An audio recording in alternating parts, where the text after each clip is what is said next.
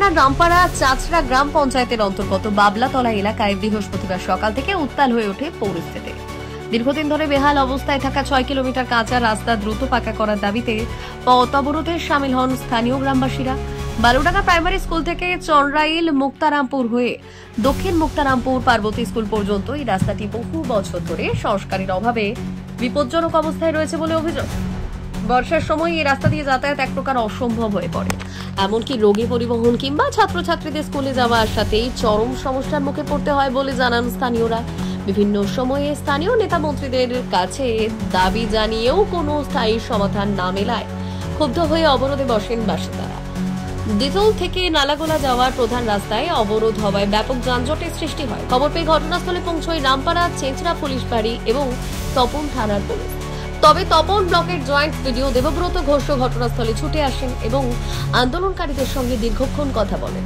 তবে গ্রামবাসীরা দাবিতে অনড় থাকায় প্রশাসনের আশ্বাস সত্ত্বেও অবরোধ তুলতে রাজি হননি তারা। স্থানীয় বাসিন্দাদের অভিযোগ, প্রতিবার ভোটের সময় নেতারা এসে প্রতিশ্রুতি দিয়ে যান, কিন্তু পরে আর কেউ ফিরেও তাকান না। আমরা আর ধোকায় পড়তে চাই না। এবার রাস্তাটি পাকাকরণের লিখিত প্রতিশ্রুতি ছাড়া অবরোধ তুলব না। অন্যদিকে জয়েন্ট ভিডিও দেবব্রত ঘোষ জানালেন, এলাকার রাস্তার সমস্যার বিষয়টি ঊর্ধ্বতন কর্তৃপক্ষকে জানানো হবে, দ্রুত ব্যবস্থা নেওয়ার আশ্বাস দিয়েছি, কিন্তু এরপরও অবরোধ না ওঠায় আমরা আপাতত ফিরে এসেছি। এদিকে দীর্ঘ সময় ধরে চলা এই অবরোধের ফলে বহু যানবাহন আটকে পড়ে এবং যাত্রীদের চরম ভোগান্তির শিকার হতে হয়। তবে গ্রামবাসীদের একটাই কথা, রাস্তা পাকা না হলে আন্দোলন চলবে। এই ঘটনার প্রশাসনের তরফে কি ব্যবস্থা নেওয়া হয় সেটাই এখন দেখার। প্রাইভেটে যেতে পারছে না রাস্তা খারাপের জন্য, আমার এটা আরো বেশি এক 2 দিন ধরে প্রাইভেটে যেতে পারেন রাস্তা, কারণ সাইকেল নিয়ে পড়ে গেছিল ওর জন্য আমার রাস্তা বেশি প্রাইভেট করতে পারছে না। মেয়েটা সামনেবার মাধ্যমিক দিবে, আমার প্রাইভেট করতে পারছে না রাস্তা কাদার জন্য। কতখানি রাস্তা কাদা? আমাদের এখান থেকে প্রাইভেটে যেতে 2 কিলোমিটার আমার অসুবিধা, এরকম আরো 2 কিলোমিটার আরো অন্যজনের অসুবিধা, এরকম করতে করতে 6-7 কিলোমিটার আমাদের অসুবিধা, এরকম অনেকের অসুবিধা। এই করে মোটামুটি বালুডাঙ্গা প্রাইমারি স্কুল থেকে আমাদের মুক্তারামপুর প্রাইমারি স্কুল, এভাবে যে রাস্তাটা গোটাটাই কাদা, আমরা কেউ কোথাও যেতে পারছি না। তো এর জন্য প্রশাসনকে জানিয়েছিলেন? হ্যাঁ, জানানো হয়েছে। আমাদের এইদিকে কোনো ঢোকার মতন কোনো রাস্তা নাই, মোটরসাইকেল নিয়ে যাওয়া, সাইকেল নিয়ে হেঁটে যাওয়া যাচ্ছে না, হেঁটে পর্যন্ত যাওয়া যায় না, যানবাহন তো দূরে থাক। যার জন্য কি আজকে অবরোধ করতে বাধ্য হয়েছি আমরা, বাধ্য হয়েছি। আপনারা কি চাইছেন? আমরা রাস্তা চাইছি, পাকা রাস্তা চাইছি। যদি এই রাস্তা না স্যাংশন হয় তাহলে কি করবেন আপনারা? আমরা অবরোধ চালিয়ে যাব, অবরোধ চালিয়ে যাব। আমাদের পথ অবরোধ মূলত আমাদের জন্ম প্রায় 30 বছর হয়ে গেল। তার আগে থেকে বাবা মা থাকা পর্যন্ত 60 বছরের পুরাতন আমাদের গ্রামের রাস্তা, গ্রামের অনেকটা কাছে পাকা রাস্তা এগিয়ে এসেছে। প্রত্যেক বছর ভোট হয়, ভোট নেওয়ার সময় সবাই এসে আমাদেরকে বিভিন্ন ধরনের প্রতিশ্রুতি দিয়ে যায়, বলে যে ভোট দাও, কাজ শুরু হবে, এই হবে সেই হবে বলে। আমরা যত রকমের আমাদের রাজ্যে পার্টি আছে, সব পার্টির আমাদের গ্রামে মেম্বার হয়েছে এবং সবাই আমাদের প্রতিশ্রুতি দিয়েছে, রাস্তা হয়নি।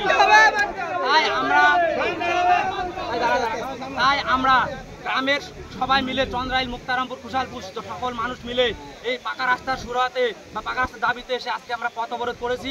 এবং রাস্তার জন্য আমাদের অবস্থা খুবই খারাপ। না, আমাদের গঙ্গারামপুর কিষাণ মান্ডির প্রায় 35 থেকে 40% কৃষি যে পণ্য সবজি সব আমরা নিয়ে যাই সেই কাঁচা রাস্তার উপর। বর্ষার মধ্যে খুবই অসুবিধা হয় এবং বাচ্চা কাচ্চা স্কুলে যারা আছে তাদের যেতে খুব অসুবিধা হয়। প্লাস আরও রয়েছে যেমন মুমূর্ষু রোগী পেশেন্ট, যেমন ডেলিভারি পেশেন্ট আছে, আরও অনেক আছে।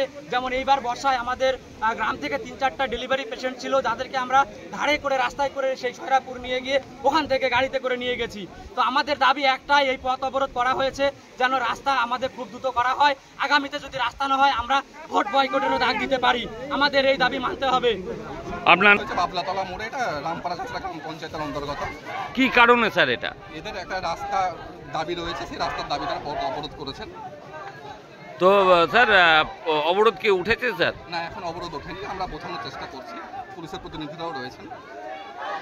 কি মনে হচ্ছে স্যার যে মানে কঠিন সমস্যার মধ্যে পড়তে হইতে তাদের রাস্তা অবরোধে?